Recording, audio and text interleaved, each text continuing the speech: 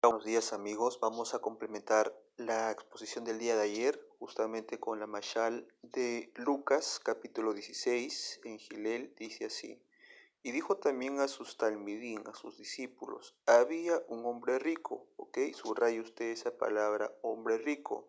Es algo bien importante que hay que nosotros ir analizando, que tenía a un mayordomo y este fue acusado ante él como un disipador de sus bienes. Ahora, note usted, si leemos entre líneas, este hombre rico, ok, acusó, obviamente, ¿verdad?, a su mayordomo, como un disipador. ¿Qué es un disipador? Es una persona que ambiciona los bienes ajenos. Entonces, de entrada ya notamos nosotros que el hombre rico puede ser una persona de la alta clase en la sociedad judía. Ok, y en este caso vamos a ir viendo la descripción y vamos a ver que acá también se está denunciando la corrupción del clero sadoquita. Dice, entonces le llamó y le dijo, ¿qué es esto que oigo acerca de ti? Da cuenta de tu mayordomía, porque ya no podrás ser más mayordomo. Entonces el mayordomo dijo para sí, ¿qué haré? Porque mi amo me quita la mayordomía. Cavar no puedo, mendigar me da vergüenza. Ya sé lo que haré para que cuando se me quite de la mayordomía me reciban en sus casas. Y llamando a cada uno de los deudores de su amo, dijo al primero, ¿cuánto debes a mi amo? Y él le dijo, 100 barriles de aceite. Y le dijo, toma tu cuenta, siéntate pronto y escribe 50. ¿Ok? Note usted acá que este mayordomo que va a ser quitado de su posición está pidiendo justamente alterar las cifras. Si nosotros notamos en el verso 6, note usted que de 100 barriles están disminuyendo la mitad, del 50%. ¿Ok? Esto ya nos habla de una corrupción muy fuerte. Después le dijo al otro, oye, ¿y tú cuánto debes? Y él dijo, 100 medidas de trigo. Y él le dijo, toma tu cuenta y escribe solo 80. ¿Cuánto se está lucrando acá? Un 20%. O sea, la primera parte fue con el primer servidor, fue 50, ahora va a ser justamente un 20%, ¿ok? Porque un 20% es lo que se va a disminuir. Y alabó el amo al mayordomo malo, ¿ok? Mayordomo malo, hay que marcar eso, por haber hecho sagazmente, porque los hijos de este siglo son más sagaces en el trato con sus semejantes que los hijos de la luz. Entonces, notemos acá que el mayordomo malvado tiene un atributo bueno, si se le puede decir, que es un gran negociador. Porque primeramente al primero, ok, al que va a deber aceite, le pide que disminuya un 50% de la cifra real. Al segundo le pide que disminuya un 20% para que solamente le quede 80.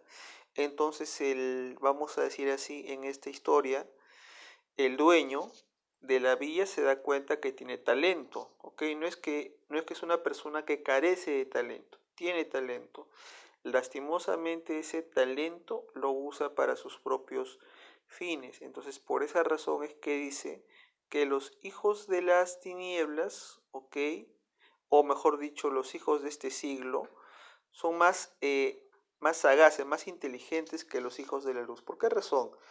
Porque en la fraxiología hijos de este siglo e hijos de la luz tiene connotación con la literatura qumranita, ¿ok? Entonces si notamos ahí, los hijos de la luz tienen una relación con los esenios, y obvio, los hijos de este siglo tienen una relación con los sacerdotes corruptos. Recuerda usted, los esenios son los sacerdotes más puros, más elevados, mientras que los saduceos son la otra cara de la moneda. Entonces, así también se vincula a los seguidores de Yeshua con los hijos de la luz. Es interesante esto. Y el 9 dice, yo os digo, ganad amigos, porque por medio de las riquezas injustas, para que cuando éstas falten os reciban en las moradas eternas. Acá hay que nosotros notar justamente el pensamiento de aquel momento. De acuerdo a la comunidad lucana, ¿ok? Porque recuerde, estas son solamente tradiciones orales, que salen de cada comunidad.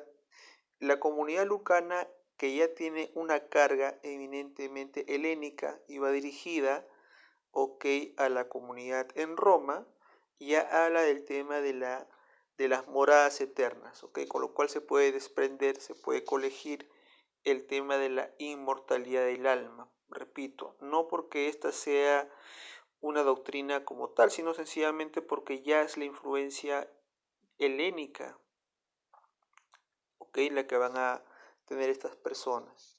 Dice, y el que es fiel en lo muy poco también lo es más fiel, y el que en lo muy poco es injusto también es en lo más injusto. Pues si en las riquezas injustas no fuisteis fieles, ¿quién os confiará lo verdadero? Y si en lo ajeno no fuisteis fieles, ¿quién os dará lo que es vuestro? Acá viene la clave. Ningún siervo puede servir a dos señores, porque amará al uno y amará al otro, o estimará al uno y va a menospreciar al otro. No puedes servir a Dios y a las riquezas. Entonces acá viene el punto. ¿Por qué enfatiza el servir a Dios? Yo hago una pregunta. ¿Quiénes eran los únicos que servían a Dios día y noche en el templo? Alternativa A, fariseos. Alternativa B, celotas. Alternativa C, esenios. Alternativa D, saduceos. Y alternativa E, ninguna de las anteriores. Pues la respuesta es los saduceos. ¿Ok? Entonces en el 13 se le está haciendo énfasis a los saduceos. También en los versículos cuando negociaba el aceite y el trigo. Porque recuerde quiénes recibían las ofrendas en el templo, los sacerdotes. ¿Y quiénes son los sacerdotes de ese momento? Los saduceos. Entonces, ¿cuál es la crítica acá del maestro Yeshua? Que estos caballeros servían a dos amos. Por un lado, servían entre comillas al Todopoderoso, y por otro lado servían a sus vientres. Por eso se preocupaban mucho por el tema de las riquezas. Recuerde, de acuerdo al testimonio lucano, de la comunidad lucana, el maestro no está yendo directamente, está diciendo saduceos, pero está dando pistas que uno puede darse cuenta por la actividad económica, por los tratos comerciales. Recuerde usted que los encargados de la venta de animales en el templo y del intercambio de monedas no son los fariseos, son los saduceos. Esto es muy importante.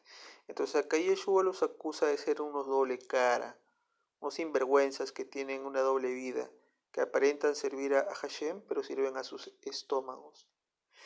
Y oían también todas estas cosas los fariseos, los perushim, que eran avaros y se burlaban de él. Si bien es cierto acá la crítica del maestro va dirigida solamente contra los saduceos, note, por eso es que los fariseos se van a burlar, porque los fariseos ya se han dado cuenta contra quién va la crítica, ¿ok? Y note que el texto dice que oían también. La palabra también significa adicionalmente, ¿ok?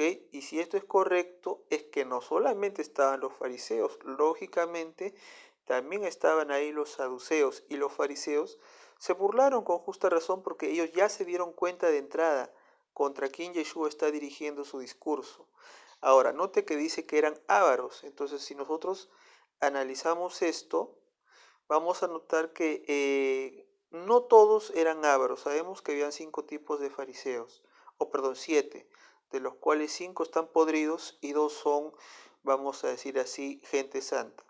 Los que son avaros pertenecen a la primera clasificación de los 5, y se burlaban de él, porque obviamente Yeshua los confrontaba directamente por ser tan débiles en la fe. 16. Entonces Yeshua les dijo: vosotros sois los que os justificáis a vosotros mismos delante de los hombres, mas Elohim conoce vuestros corazones, porque lo que los hombres tienen por sublime delante de Dios es una abominación.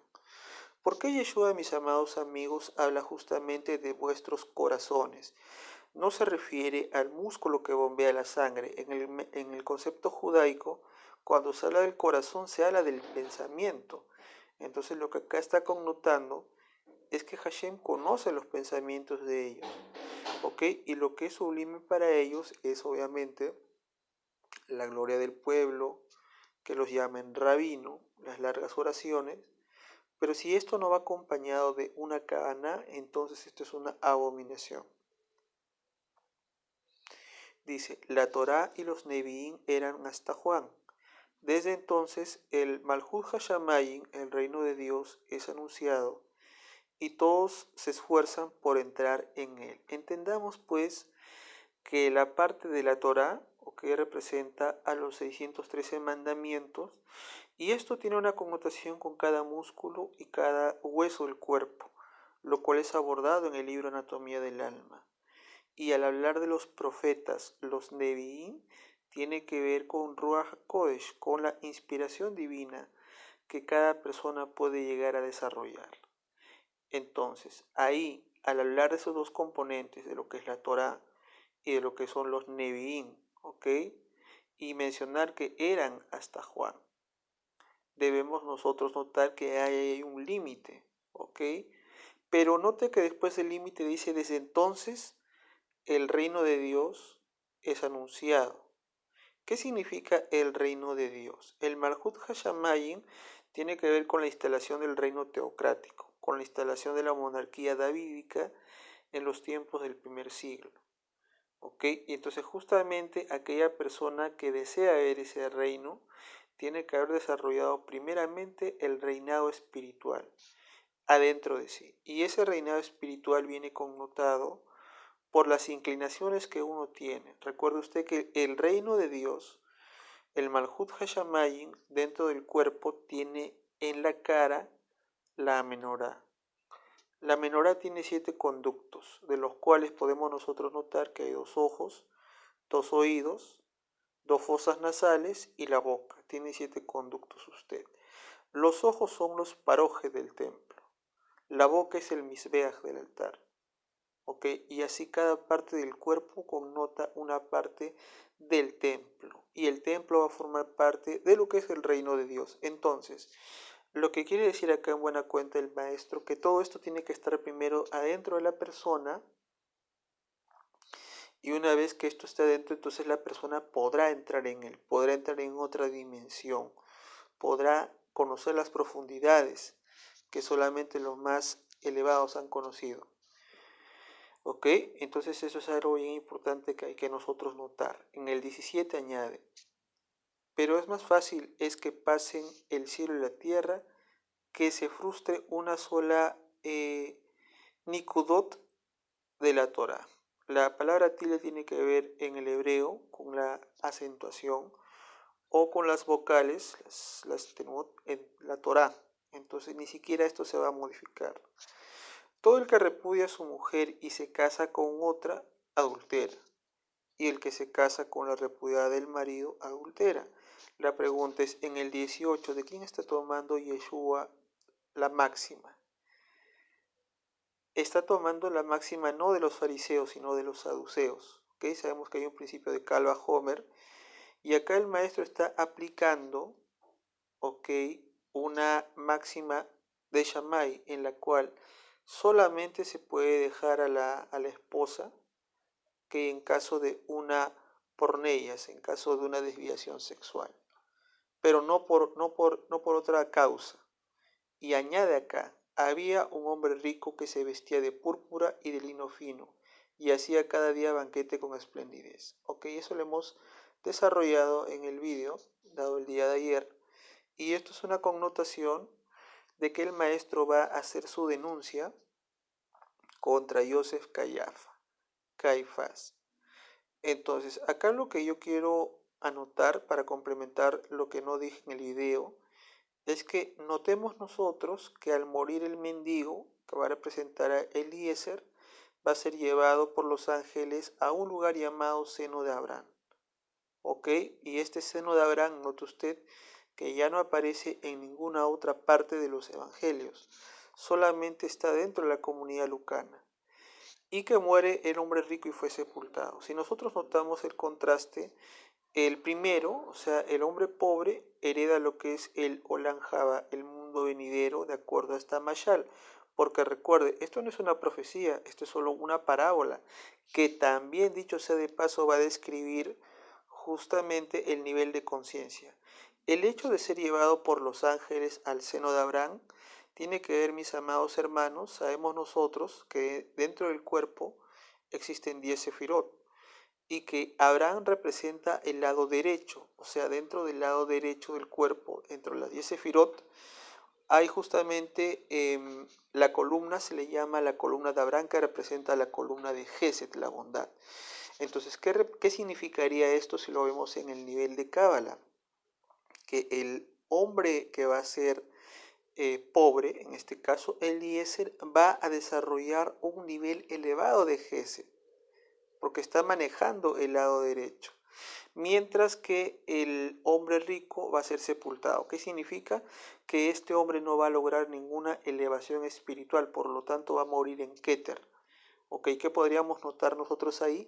Que los ángeles que lo van a llevar al seno de Abraham van a connotar los trabajos espirituales, porque recuerde usted que ángel es malaj y en hebreo malaj viene de melajá y melajá significa trabajo. Entonces eso significa que el hombre trabajó en sí y ya desarrolló la columna de la Gesed.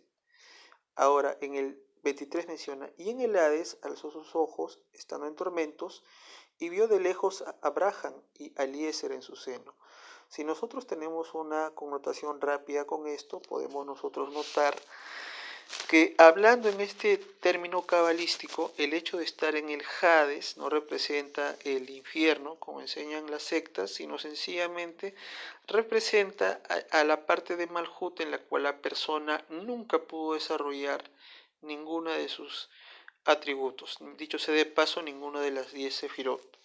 Por esta razón que el hombre rico, en este caso el sacerdote, en este caso los saduceos, están lejos de Abraham. ¿Okay? Ellos están muy lejos y eso es muy importante. Y añade, dan voces y dicen, Padre Abraham, Abí Abraham, ten misericordia de mí, Rajem, y envía a Eliezer a que moje la punta de su dedo y refresque mi lengua. Y marque usted acá, porque estoy atormentado en esta llama.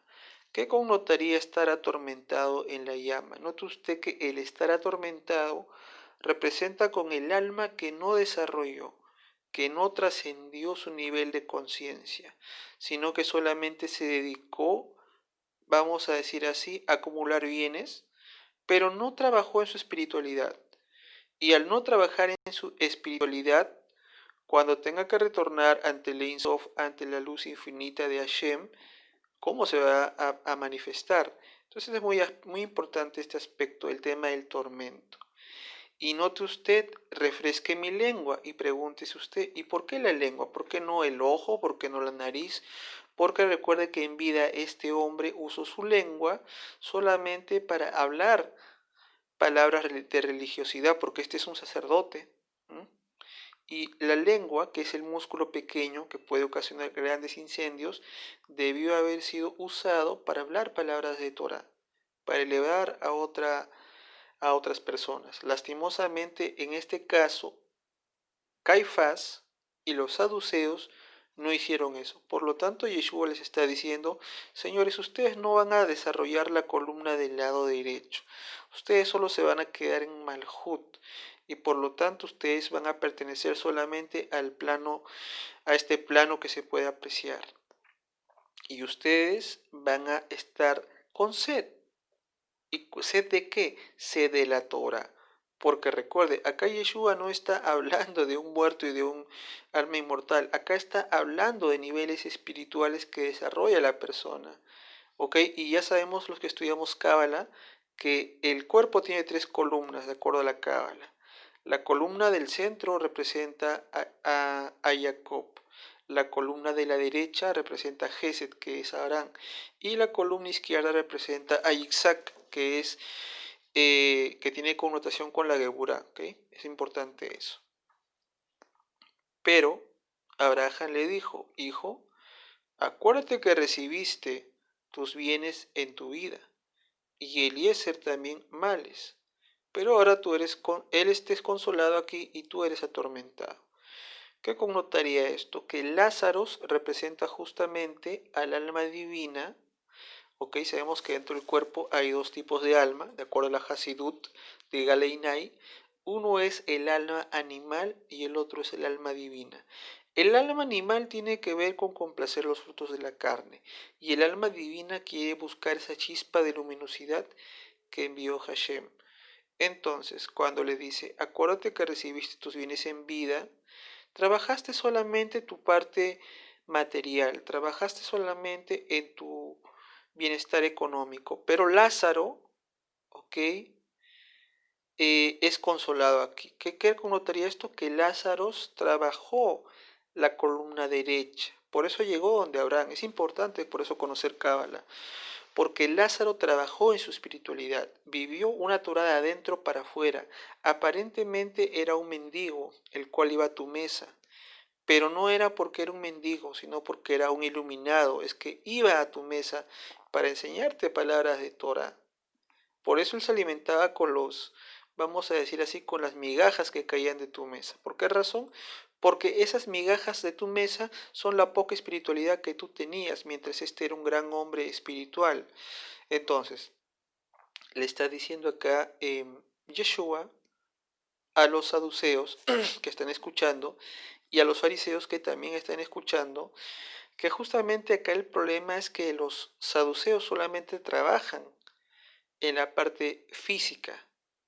Por eso no creen en la resurrección ni en la vida después de la muerte, sino sencillamente tienen el dicho de comamos y bebamos, que mañana moriremos. Y por eso el alma divina que ellos tienen, ese nivel de conciencia, está atormentada. Está atormentada porque no puede seguir elevándose más y no se estancó. Además de todo esto, una gran cima está puesta entre nosotros y ustedes, de manera que los que quisieren pasar de aquí a vosotros no pueden, ni de allá pueden pasar para acá. Esa gran cima, ok, si nosotros vemos las 10 sefirot, representa la separación y separación. Recuerde usted que Abraham representa la columna derecha, lo que tiene que ver con la columna de Gesed, de bondad. ¿Ok? Y esa cima representa que no se ha trabajado en esa espiritualidad, sino que se ha estancado en la misma. ¿Y por qué le menciona también esa cima? Porque es una separación. ¿Y cuál es la separación? Que están estos caballeros destituidos de toda la gloria de Hashem. Sencillamente porque no han desarrollado su espiritualidad. Entonces le dijo, te ruego pues, padre Abraham, que envíes a la casa de mi padre, porque tengo 5 hermanos para que testifiquen a fin de que no vengan ellos también a este lugar de tormento. Ahora, si usted analiza detenidamente, ok, no es que un cadáver, un alma vagante va a hablar con Abraham, sino acá está hablando de la espiritualidad. Y al decirle, padre Abraham, te ruego que envíes a la casa de mi padre, significa que está diciendo implícitamente Yeshua que los saduceos espiritualmente están pidiendo desarrollar la columna del lado derecho, la columna de la bondad en donde se encuentra Abraham. Ok, y acá menciona a los 5 hermanos. Y recuerda usted, Anás tenía 5 hijos. Y estos hijos son cuñados de Caifás. Y la palabra adelfos en griego no connota solamente al hermano carnal, también connota al familiar. Entonces acá la crítica es mucho más ácida de Yeshua porque se lo está diciendo a Caifás, tú eres ese hombre. Y los saduceos que estaban ahí iban a escuchar y le iban a decir a Caifás todo lo que estaban escuchando. ¿Ok? Para que no vengan a este lugar de tormento. Significa para que los otros sacerdotes que están oficiando en el templo no se mueran, vamos a decir así, sin desarrollar una espiritualidad y no sean atormentados, sino que puedan ellos también elevarse. Y note que Abraham les va a decir, o sea, la columna derecha le está diciendo a Moshe y a los profetas tienen, óiganlos. Recordamos que Moshe representa los 613 mandamientos y los profetas representan a la inspiración divina que hay que tener para poder tener oídos espirituales.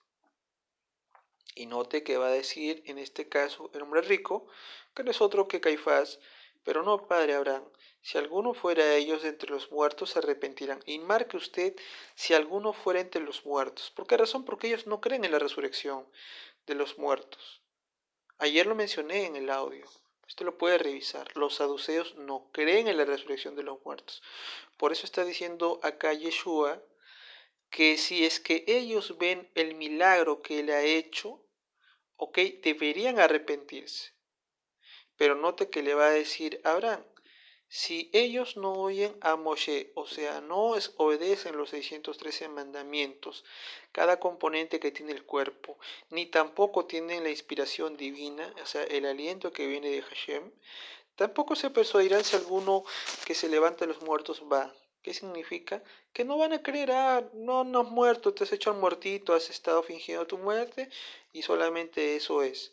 Entonces, en la crítica del maestro, si hemos revisado a conciencia esto, desde el primer versículo